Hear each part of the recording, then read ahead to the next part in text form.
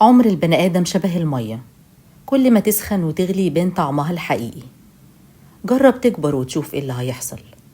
هتلاقي نفسك مش نفس الشخص اللي كنت فاكر انك بتتحكم فيه.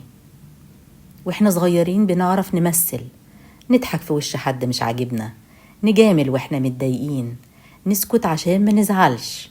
بس مع السنين ومع كل خضة وخنقة التمثيل بيقل والأقنعة بتقع. اللي جواك بيطلع غصب عنك، كأنه كان بركان نايم وصحي.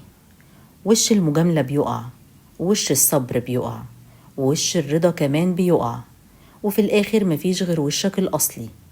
ساعتها بقى في ناس لما بتكبر بيبان معدنها الأصيل، حنية وطيبة وراحة، وناس تانية يبان السم اللي كانوا مخبيينه طول عمرهم. عشان كده الكبر مش لعنة ولا ضعف، الكبر كشف ومراية بتشلك كل الأقنعة وتسيبك واقف قدام نفسك على حقيقتك.